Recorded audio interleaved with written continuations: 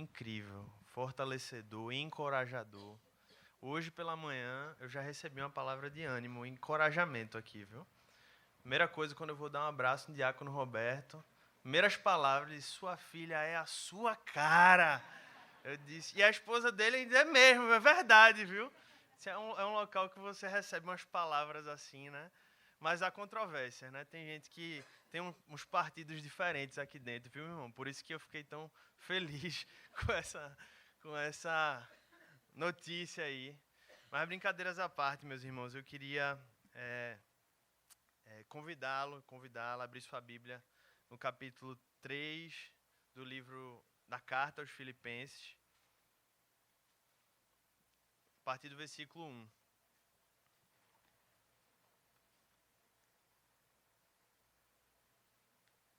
Capítulo 3 da Carta aos Filipenses, a partir do versículo 1. O tema da mensagem de hoje é prossiga para o alvo.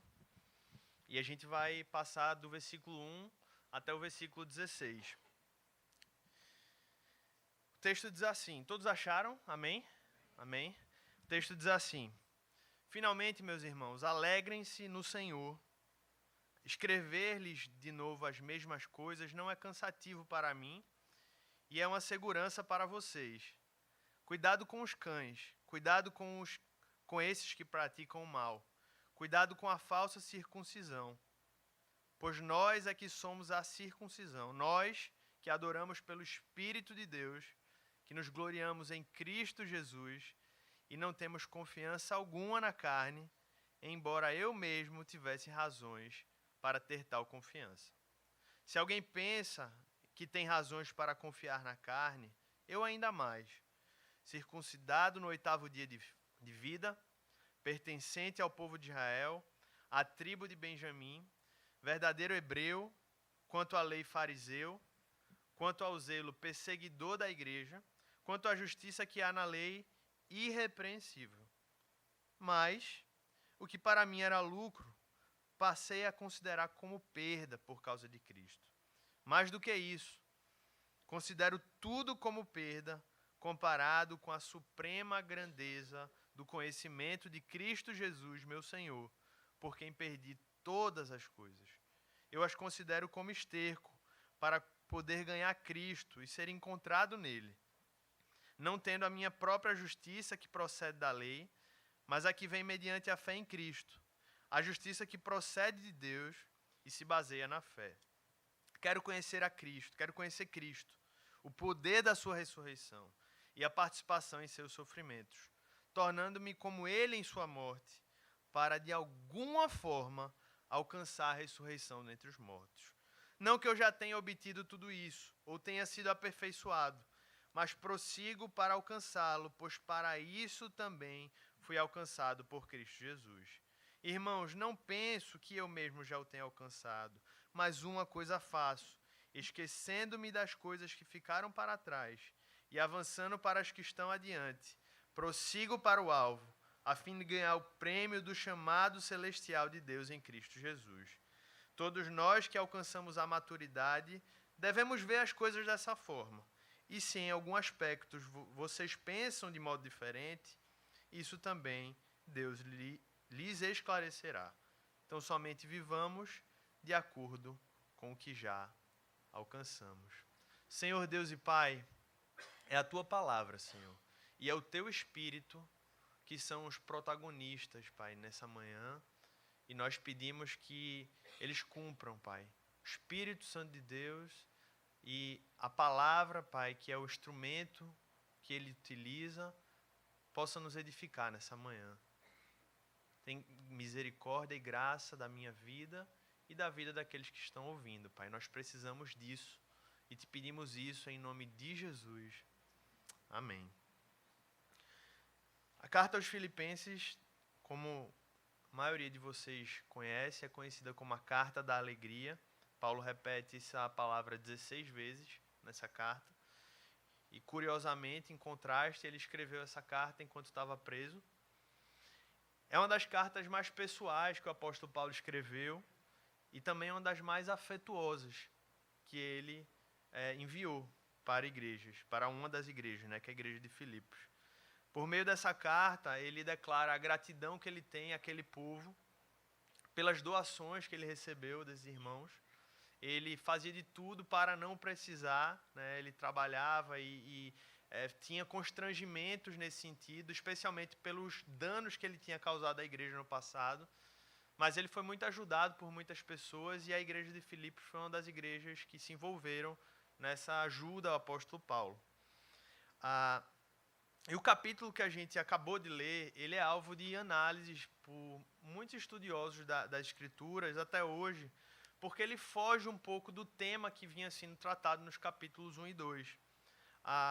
O capítulo 1 e 2 traz uma abordagem muito tranquila, gentil, de agradecimento, enquanto que o capítulo 3 ele começa com alerta contra os falsos mestres e depois traz um modelo de encorajamento e desenvolvimento para a vida espiritual. Então, os estudiosos, quando tentam entender o que Paulo estava querendo falar aqui, eles diziam, como assim uma mudança tão brusca? E a melhor explicação para isso é que Paulo aqui usou uma técnica que se chama digressão. Ele desviou momentaneamente do assunto que ele estava escrevendo para focar em algo, e é por isso que a carta muda um pouco de tom aqui nesse capítulo 3.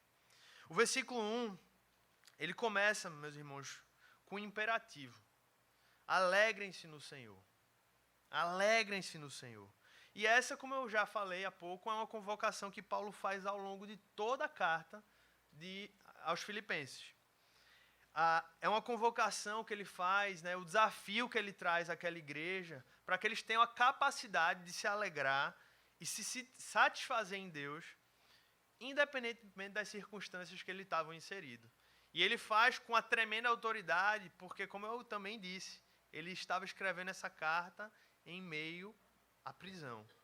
Então veja que não é um discurso da boca para fora, ele estava falando aquilo que ele mesmo estava vivendo. Então, dessa forma, ele iniciar esse capítulo 3 falando disso, é uma forma dele mostrar a ênfase que essa carta estava trazendo. E logo em seguida ele diz assim, olha, escrever para vocês as mesmas coisas não é cansativo para mim. Paulo não se cansa de falar dos mesmos assuntos, porque no final das contas essa é a tarefa da igreja, essa é a tarefa de todo bom mestre, é repetir, repetir e repetir. Quem é pai e mãe sabe que o desafio é repetir, falar mais uma vez, tentar de um outro modo, explicar a mesma coisa, porque esse é o nosso grande desafio na vida. Não é cansativo porque essa era a tarefa dele enquanto pastor, mestre, né, enquanto discipulador. E era uma segurança para aqueles que o ouviam. Por quê, meus irmãos? Por que ele fala isso? Ele fala isso porque a gente deveria estranhar se um pastor, um líder, ele é conhecido muito mais pelas novidades que ele ensina do que pelas coisas que todos já conhecem que ele repete. A busca por novidades é um dos grandes motivos pelos quais as heresias surgiram no meio da igreja. Os homens se cansavam de ouvir as verdades reveladas nas Escrituras e diziam, eu quero algo diferente. Isso é muito perigoso. Não que a gente não possa buscar ensinar as coisas por meio de exemplos diferentes, histórias diferentes, mas as verdades continuam sendo as mesmas. E falando disso, o escritor, um teólogo americano, ele disse assim, irmãos, eu não vou à igreja, nós não vamos à igreja todos os domingos, ou enfim, na frequência que formos, para ouvir novidades. Eu vou à igreja para relembrar as mesmas verdades que eu insisto em esquecer. Esse é o nosso grande desafio, domingo após domingo, semana após semana, dia após dia. Mas quais são as mesmas coisas, meus irmãos, que o apóstolo Paulo não se cansa de escrever? A partir do versículo 2, ele começa a falar uma dessas coisas, e uma delas é o embate que ele tinha com as pessoas que tentavam desvirtuar o evangelho que estava sendo pregado ali naquele local. Ele faz um alerta contra os cães, entre aspas, não é o seu cachorrinho, pode ficar tranquilo, você não vai precisar doar o seu cachorro, o seu pet. Ele está falando aqui de um grupo específico de pessoas que ele classifica também como aqueles que praticam o mal, e contra a falsa circuncisão. Essas três características, na verdade, se relacionam ao mesmo grupo de pessoas. Eram os falsos mestres. Aqueles que também eram conhecidos naquela época como judaizantes. E por que Paulo usou palavras tão fortes contra aqueles homens, né? Cães, falsos mestres, que praticam mal, falsa circuncisão. Quem eram esses homens? Qual era o grande problema envolvido ali? Esses homens, meus irmãos e irmãs, eles submetiam os cristãos que estavam conhecendo a Jesus ali, dia após dia, novamente ao judaísmo. Eles ensinavam de alguma maneira que só haveria verdadeiramente justificação e salvação para aquelas pessoas se elas voltassem a guardar a lei judaica, a lei mosaica, e atribuíam dessa forma à lei mosaica o papel que somente Cristo poderia fazer. Então, quando a gente entende isso, fica mais fácil entender por que Paulo usava palavras tão duras. Era como se aqueles homens fizessem corretamente o diagnóstico de uma doença, de um problema que havia no homem, mas eles erravam no tratamento. Eles identificavam que havia um câncer na vida da humanidade, mas prescreviam analgésicos para a cura. E aí a gente sabe qual é o resultado, né? Imagine se o seu filho, seu pai, sua mãe fosse acometido de um câncer. De repente, muitos aqui passaram já por uma experiência como essa. E o médico, sabendo ou devendo saber, ao invés de dizer, olha, você precisa passar por uma quimioterapia, dissesse, você vai tomar um Tilenol.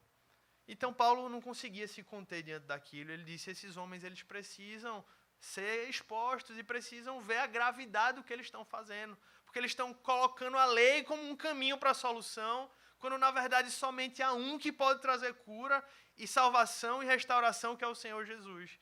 Eu acho que com esse exemplo fica mais fácil a gente ver porque era tão grave o que Paulo estava se insurgindo ali naquele local. E, meus irmãos, um dos desafios que a gente tem quando a gente lê a Bíblia é fazer a correta contextualização e aplicação, né? Porque os judaizantes não são mais um problema, pelo menos não como era naquela época, para nós hoje. Eles sequer existem hoje, como existiam naquela época. Então, como a gente se vê diante disso? Como é que a gente traz isso para as nossas vidas hoje? Eu creio que a gente pode aplicar, meus irmãos, isso e trazer isso para as nossas vidas hoje, no século XXI, quando a gente percebe que o grande problema daqueles homens não era em si defenderem a circuncisão e a lei, ao final das contas. O grande problema daqueles homens era não crer e ensinar aquilo, e ensinar que a obra de Cristo, a sua morte, a sua ressurreição e tudo aquilo que tem a ver com a mensagem do Evangelho não eram suficientes para que o homem fosse salvo. Então, quando a gente entende essa base desse ensinamento falso, fica fácil a gente olhar para os nossos dias e dizer, existem muitas pessoas que estão ensinando isso hoje, né, que estão substituindo os méritos da obra de Cristo e colocando várias outras coisas no meio do nosso caminho e dizendo que isso é necessário para que a gente possa ser salvo.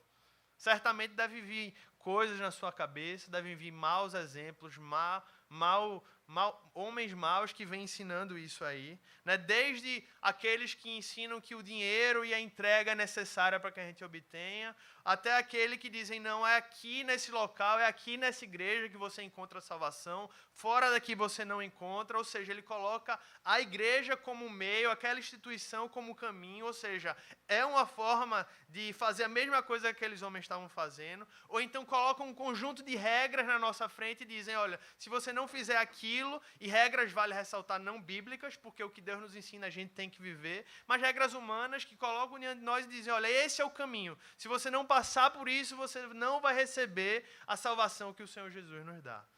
Então, meus irmãos, eu acho que essa palavra ela parece distante, mas quando a gente entende o que de fato estava acontecendo, ela se torna muito real diante dos nossos olhos. E o nosso desafio enquanto igreja é saber se há algo disso aqui que tem sondado e entrado em nossa mente, ou que a gente tem visto, né, ou tem deixado isso entrar, que nessa manhã, em nome de Jesus, você possa se recordar e voltar a crer, pregar e acreditar, meus irmãos, que a nossa salvação ela foi completamente conquistada pelo Senhor Jesus e somente pelo Senhor Jesus. Que possamos hoje voltar a crer, pregar, viver que a graça de Deus ela é suficiente por meio dessa obra e dos méritos de Cristo na nossa vida para que a gente possa alcançar a salvação. Que em nome de Jesus isso possa ser trazido novamente. E aí você pode dizer, mas eu já ouvi muito isso. Mas minha tarefa é relembrar. Minha tarefa é reforçar. Porque quando você sair, a nossa tarefa, né, enquanto discípulos e discipuladores, é fazer isso. Porque quando você sair lá fora, vão vir coisas que vão dizer, não, você precisa fazer algo para você ser digno de Jesus, quando na verdade foi Jesus que fez algo para que nós fôssemos dignos dele. Então que isso em nome de Jesus seja trazido de volta às nossas mentes nessa manhã. Versículo 3, depois de Paulo fazer essa pesada crítica, ele diz, olha, deixa eu dizer para vocês então, qual é o modelo do verdadeiro cristão? Quais são as verdadeiras características dos cristãos, diferentemente do que esses homens estão ensinando? E ele traz 3 características que eu acho que a gente deveria prestar atenção nelas e se avaliar diante delas. Primeira coisa que o apóstolo Paulo fala, meus irmãos, é que os verdadeiros cristãos, a verdadeira circuncisão, são aqueles que adoram pelo Espírito de Deus. Adoração é um ato exclusivo de quem teve um encontro com Jesus. Quem não nasceu de novo, meu irmão, minha irmã, não adora a Deus. Só adora em espírito quem é nascido do Espírito. E quem é nascido do Espírito vive debaixo da direção do Espírito. Não tem a ver necessariamente com a estética da adoração, quão poderosa é uma música ou quanto alguém chora em algum momento. Isso pode ser, claro, um sinal verdadeiro de adoração. Mas isso também pode ser uma falsa espiritualidade, onde alguém se esconde atrás de manifestações como essa, para dizer ou para se afirmar como espiritual. Quando eu estava preparando essa mensagem, em um dos momentos que eu estava preparando, na sexta noite, estava ouvindo uma música muito alta na região onde eu moro. E eu não vou falar a letra da música, tem criança aqui, mas aquelas músicas, sabe, horríveis, que fala piores coisas que você pode imaginar e depreciando a mulher mesmo. Né? Curioso, a sociedade fala tanto do feminismo, mas ao mesmo tempo, o outro lado, parece que as músicas fazem exatamente aquilo que eles estão querendo defender. E aquela música horrível, assim, que você olha e diz, meu Deus, que música. E aí, curioso, meu irmão, acabou a música, eu ia até fechar a janela, estava muito alto. Daqui a pouco começa, logo em seguida, ninguém é como o nosso Deus. Aquela música de, eu acho que é Fernandinho, né? Ninguém é como o nosso... Como é que fala? Que grandes coisas estão por vir, né? Não vou arriscar cantar não, mas vocês sabem qual é. Eu estava tentando lembrar aqui. Eu fiquei pensando aqui, eu disse, bem, eu não sei o que aconteceu ali, mas certamente estava tudo misturado ali na música daquela pessoa, né? Pessoa que talvez não visse nem problema em estar ouvindo Ninguém é como o Nosso Deus e depois estar ouvindo aquela música que eu não vou citar os detalhes. O que é que eu quero dizer com isso, meus irmãos? Adoração não é somente você cantar algo e aquela música se tornar uma adoração para você. Tem a ver com quem está prestando aquela adoração. Isso é um reflexo claro da nossa sociedade, aquilo que aconteceu na sexta-feira. Pessoas que acham que podem viver da forma que querem e estarem vivendo uma vida de adoração. Outra característica que Paulo fala é que são a marca, segunda característica, são pessoas que que se gloriam em Cristo Jesus. A segunda marca do cristão é que o fundamento da sua alegria, da sua satisfação, aquilo que ele se alegra, que ele se fundamenta, é o Senhor Jesus, meus irmãos. O verdadeiro cristão, ele não se alegra, não se gloria nas suas habilidades, nos bens que ele conseguiu conquistar, ou na sua própria reputação. O verdadeiro cristão se alegra e se gloria, sim, antes de mais nada, em Jesus Cristo e no que ele fez por nós. E uma terceira característica que o apóstolo Paulo fala é que o verdadeiro cristão, ele, no próprio versículo 3 e 4, ele não confia na sua carne. Essa é uma verdadeira marca do cristão, ele não confia em si. Sabe o que significa? É que o cristão, ele nunca está seguro realmente assim da sua própria capacidade de ser um bom discípulo. Isso não significa que ele duvida de que está salvo, ou ele fica, será que Deus me ama? Não é bem isso, ele sabe que Deus o ama. Ele sabe que ele está seguro nas mãos de Deus, mas ele duvida dele. Ele diz, se fosse depender de mim, eu estava numa fria, eu estava numa situação muito complicada. Alguém que, apesar de saber que sua salvação está garantida pelo Senhor, tem uma visão realista da sua vida. Alguém que sabe que precisa lutar contra si mesmo para viver como Jesus viveu. Eu lembro que, não sei se Mateus está aí, Mateus de Marina, está aí? Deve estar lá atrás. Quando ele comprou uma moto, eu disse, Mateus, rapaz, cuidado, velho. Tem que ser o seguinte, tem que andar de moto como você vive a vida cristã. Você não pode nunca achar que está bem. Porque se você está achando que está dirigindo bem, é aí que vai acontecer o acidente. Né? É aí que você vai se descuidar. Mesma coisa, meus irmãos, na fé cristã. Se você acha que está bem, tem alguma coisa muito, muito errada.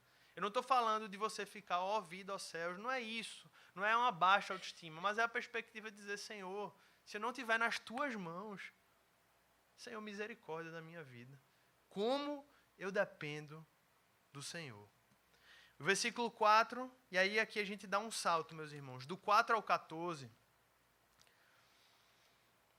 Paulo, ele começa a contar uma história. Né? A gente está na época das histórias. Histórias prendem a nossa atenção. E aqui Paulo, ele começa a contar a história dele mesmo. De quem antes vivia como essa pessoa iludida, um falso mestre, um falso aprendiz, e que havia passado por um processo de mudança e que agora passou a viver como um verdadeiro cristão. Então ele passa a contar a história sobre ele mesmo, o exemplo vivo disso. Então ele fala, né, falando um pouco sobre o apóstolo Paulo do 4 ao 6, ele fala, olha, se alguém tinha motivos para confiar na carne, essa pessoa era eu. E eu vou dizer para vocês, eu fui circuncidado ao 8º dia, ou seja, era um judeu de nascimento, ele não comprou, ele não casou com alguém, ele era um judeu de nascimento. Do povo de Israel, ou seja, fazia parte do povo escolhido de Deus. Da tribo de Benjamim, ou seja, fazia parte da aristocracia do povo judeu. O primeiro rei de Israel veio dessa tribo, o rei Saul. Um verdadeiro hebreu, segmento da nação que conservou a língua, os costumes e os ritos originais do judaísmo. Quanto à lei fariseu, o grupo mais ortodoxo do judaísmo, por exemplo, criam na ressurreição, enquanto os saduceus diziam, não, esse negócio de ressurreição não existe, então era o grupo mais ortodoxo. Quanto ao zelo, perseguidor da igreja, ou seja, o nível mais alto e mais intenso de zelo pelo judaísmo, era aquele que perseguia outros por aquilo. E quanto à justiça que há na lei irrepreensível, fazia de tudo, meus irmãos, para viver de acordo com a lei mosaica. Então veja o currículo desse homem. Paulo poderia muito bem, diante disso, se achar autossuficiente, se achar totalmente capaz de guiar sua própria vida e até de ser digno da sua salvação. E na verdade foi assim, meus irmãos, que ele pensou durante muito tempo. Só que tem uma palavra-chave aí no versículo 7. Você consegue identificar que palavra é essa? Mas aconteceu alguma coisa na vida desse homem. Aconteceu algo na vida de Paulo. E ele diz assim, o que para mim era lucro, passei a considerar como perda por causa de Cristo. Mais do que isso, considero tudo como perda por causa do conhecimento de Cristo Jesus, meu Senhor, por quem perdi todas as coisas. Do versículo 7 a 9, Paulo usa a linguagem de alguém como se alguém assim, que começou a calcular os seus bens, e de uma hora para outra ele percebeu que por um erro que ele cometeu, o que ele estava considerando como lucro era perda. Imagine você fazendo seus cálculos de finanças e no final da vida você olha para trás e diz, eu calculei tudo errado, na verdade eu estou no negativo. Foi mais ou menos esse cálculo que Paulo fez e disse o que eu considerava como lucro, na verdade era perda. Tudo que eu poderia conquistar sem Cristo, Paulo estava pensando, não era nada. Pior, era pior do que nada, porque ele usa a imagem aqui do esterco, que é lixo, é fezes, é algo inútil, repugnante, um lixo jogado aos cães, era isso que significava essa palavra aqui no contexto. João Calvino, ao falar dessa passagem, ao comentar, ele diz assim, temos aqui um símile, uma comparação baseado na vida dos marinheiros, os quais, quando ameaçados de naufrágio, lançam afora tudo quanto podem para que o navio seja aliviado da carga, para que possam atingir o porto em segurança. Paulo, portanto, estava preparado para perder tudo quanto possuía, contanto que não fosse privado de Cristo. Era isso que estava no coração daquele homem. E o seu discurso, meus irmãos, não era da boca para fora. De fato, ao se tornar cristão, Paulo perdeu sua honra judaica, sua herança familiar, foi perseguido pelos seus conterrâneos.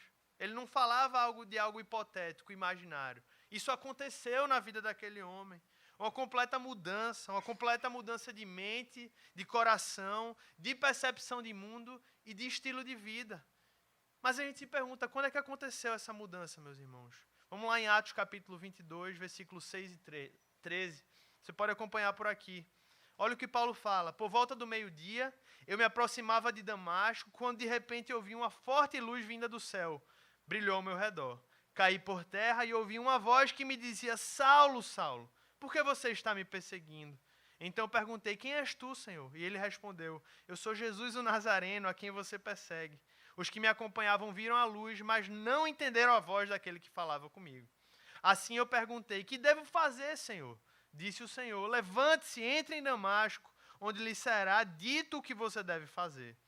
Os que estavam comigo me levaram pela mão até Damasco, porque o resplendor da luz me deixara cego. O que aconteceu, meus irmãos? Paulo teve um encontro com Jesus. Quando a gente vê a pergunta que ele fez aqui, que devo fazer, Senhor? A gente já vê que Paulo já estava sendo transformado. Porque ele diz, Senhor, eu estou te ouvindo, o que é que eu faço? O que é que eu faço, Senhor?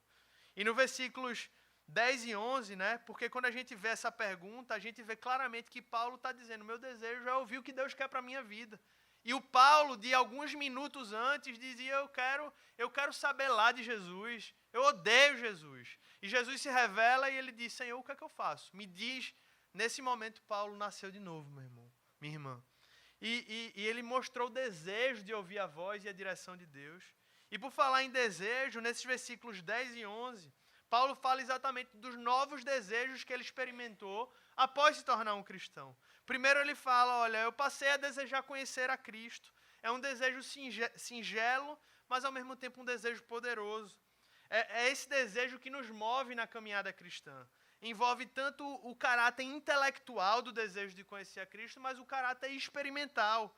É a ideia de você dizer, Senhor, eu quero te conhecer, Senhor. Eu quero que por meio da tua palavra, por meio do teu Espírito Santo, o Senhor passe a se tornar real na minha vida. O Senhor passe a se tornar palpável no meu dia. Você crê, meu irmão, minha irmã, que o Senhor Jesus se revela e se torna conhecido aos seus filhos? Amém? Que esse desejo cresça em nossa vida, assim como era o desejo desse homem. E ele não parou, ele dizia, eu quero conhecer também o poder da ressurreição. É o apêndice, né, do conhecer a Cristo, porque quando a gente conhece a Cristo, a gente quer conhecer o que Ele pode nos dar, o que Ele quer transformar em nossa vida. E esse grande poder que ressuscitou o Senhor Jesus dos mortos, é o poder que está à disposição dos cristãos para que a nossa vida seja vivida. Veja que é algo precioso. Então, todo aquele que deseja conhecer a Cristo, meu irmão, também deve desejar conhecer o poder que Cristo oferece para os seus filhos. O conhecimento sem o qual, o poder sem o qual é impossível viver a vida cristã, ao menos em sua plenitude. E ele termina, a última característica que ele fala é, mas eu quero também participar nos sofrimentos de Jesus. Esse é provável que seja o desejo mais indesejado pela cristandade atual. Fala sério. Não é? Começando por nós, por mim. A gente faz parte da geração que deseja conhecer a Cristo em busca do poder da ressurreição, mas não está tão disposta assim a sofrer por Ele. E a ordem nesse versículo é pedagógica, justamente por causa disso. Porque ele coloca que o conhecer o poder da ressurreição vem antes do sofrimento, justamente porque sem o conhecimento do poder da ressurreição, nós não conseguiríamos suportar o sofrimento da vida cristã. Então veja como isso nos ensina, meus irmãos. É exatamente essa perspectiva que mostra que o poder da ressurreição na vida do cristão não é para ele tocar em algo e se tornar ouro, né? Como tem livros sendo escritos por pastores, o toque de Midas. Na verdade, o poder da ressurreição é muito mais para que nós possamos encarar a vida cristã, suportar o sofrimento cristão com base no poder da ressurreição. Veja como isso muda por completo a perspectiva de poder que a Bíblia traz diante dos nossos olhos. E o versículo 12 e 14, até o 14, já caminhando para o final, é como se Paulo dissesse assim, calma. Porque quando a gente ouve uma palavra como essa, a gente fala, meu Deus, meu Senhor, eu estou muito mal, né? Como eu estou distante. Aí Paulo diz assim, ó, eu também não cheguei lá não, fiquem tranquilos. Eu também não sou perfeito ainda, eu também não estou nesse nível que eu estou colocando aqui. Eu estou caminhando, mas eu não cheguei. Então ele admite nessa passagem do 12 ao 14 que ele está num processo, meus irmãos. Ele está numa batalha para se manter nesse caminho. Ele está numa batalha para se manter nesses desejos. E no versículo 13, especificamente, Paulo deixa claro que ele faz algo para alcançar esse objetivo. Olha o que o versículo 13 fala. Irmãos, eu não penso que eu já tenha alcançado, mas eu faço uma coisa. Esquecendo-me das coisas que ficaram para trás e avançando para as que estão adiante, eu prossigo para o alvo, a fim de ganhar o prêmio do chamado celestial de Deus em Cristo Jesus. Ele era um homem de um só propósito, um homem de um só alvo, um homem de uma única ambição. Uma ambição santa, mas uma ambição. E para manter o foco, meus irmãos, ele dizia que ele fazia uma coisa. Ele esquecia das coisas que ficaram para trás, tanto as vergonhas como as conquistas do passado. Não importava se ele matou cristãos, meus irmãos, mas também ele tinha títulos em honra, ele dizia, nada mais disso importa. Eu esqueço disso. Essas coisas não paralisaram Paulo. Independentemente da situação, do sentimento, ele caminhava olhando, continuando, firme, olhando para frente, para o seu alvo, que era o Senhor Jesus. Ele avançava para as questões que estão adiante. E tem uma palavra aqui, quando a gente olha esse termo aqui, meus irmãos, avançando para os que estão adiante, no original ele está querendo passar a ideia de se esticar, de ir para frente. Eu queria colocar uma imagem, tem a primeira, Paulinho, se você puder colocar a imagem, a primeira da corrida, que era exatamente um contexto aqui de maratona de corrida que o apóstolo Paulo estava colocando, que está um pouquinho pequena, mas eu acho que dá para ver, né? Era exatamente essa imagem que ele estava querendo reproduzir na cabeça dos ouvintes. Que a imagem fala mais do que 1000 palavras, né? A ideia de você estar se colocando, se esticando, dizendo, eu vou chegar, eu vou para frente, todo mundo, eu estou perto do alvo. Tem um ali que já chegou, né? Ele já está resplandecendo, face a face com Cristo. Mas os outros ainda estão se esticando, tá vendo? Então, enquanto a gente ainda não chegou, é Bolt ali, né? É Usain Bolt. Enquanto a gente não está como Bolt, a gente tem que estar se esticando. Era isso que Paulo estava trazendo aqui, meus irmãos. Seu alvo era viver para Cristo, por Cristo, com Cristo e sob a dependência do Senhor Jesus. Então eu queria concluir essa mensagem trazendo breves aplicações aqui. Breves, eu queria mais 5 minutos da sua atenção. Em primeiro lugar, meus irmãos, se há alguém aqui que ainda não é um discípulo do Senhor Jesus, o auditório, nossos cultos, na igreja, é comum que ele seja majoritariamente de discípulos, de cristãos. Mas se há alguém aqui que ainda não se tornou um discípulo, que ainda não confessou o Senhor Jesus como Senhor e Salvador, eu queria reler os versículos 8 e 9, que diz assim, mais do que isso, eu considero tudo como perda, comparado com a suprema grandeza do conhecimento de Cristo Jesus, meu Senhor, por quem perdi todas as coisas. Eu as considero como esterco para poder ganhar Cristo e ser encontrado nele, não tendo a minha própria justiça que procede da lei, mas a que vem mediante a fé em Cristo, a justiça que procede de Deus e se baseia na fé. Pode ser que você tenha chegado aqui pela manhã cansado e sem esperança, por não estar se satisfazendo naquilo que você tem visto como lucro na sua vida. E a resposta está aqui nesse texto. Isso não é lucro, isso é falso lucro, isso é perda. Então eu quero te dizer hoje, que se há alguém aqui que ainda não é um discípulo, você está sendo chamado nessa manhã para perder o que antes era lucro e agora conhecer a suprema grandeza do conhecimento de Cristo Jesus. E aí você se pergunta como? O apóstolo Paulo fala, mediante a fé em Cristo. Deposite sua fé nele. Se arrependa dos seus pecados e diga, Senhor, eu quero te seguir, Pai. E o resto ele vai ensinando, e o resto a gente vai aprendendo. Mas esse é o chamado de Deus para a sua vida nessa manhã. E eu creio que também tem uma aplicação muito clara para nós cristãos aqui nessa manhã, meus irmãos. Na verdade, eu diria duas. A primeira é para aqueles que ouvem uma palavra como essa e dizem assim, não, isso é exagerado demais. Isso é só para meu líder de grupo de vida, esse padrão de conhecer a Cristo, de conhecer o seu poder, de sofrer por ele. Isso é para o pastor da minha igreja, é para o meu líder de grupo de vida. Não, isso não é para mim. Aí eu releio um outro trecho dessa passagem, que o apóstolo Paulo fala. Todos nós que alcançamos a maturidade, devemos ver as coisas dessa forma. E se em algum aspecto vocês pensam de modo diferente, isso também Deus esclarecerá. Então somente vivamos de acordo com o que já alcançamos. É como se Paulo estivesse dizendo assim, um dia você vai entender. Mas ouça o que eu estou falando, né? Entenda que esse é o padrão da vida cristã. E por fim, para todos aqueles que ouvem uma mensagem como essa e dizem assim, eu sei que eu preciso disso. Eu sei que eu preciso disso na minha vida, eu reconheço. Eu gostaria de concluir essa mensagem trazendo um encorajamento espiritual para você.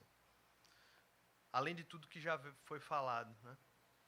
Porque provavelmente você se vê, assim como eu, muito distante de certas coisas que a gente falou aqui, né? Dizer, poxa Deus, como eu estou distante de viver algumas coisas que foram faladas. Como eu preciso aprender a sofrer, Pai, pelo Senhor. Eu não sei viver essa experiência.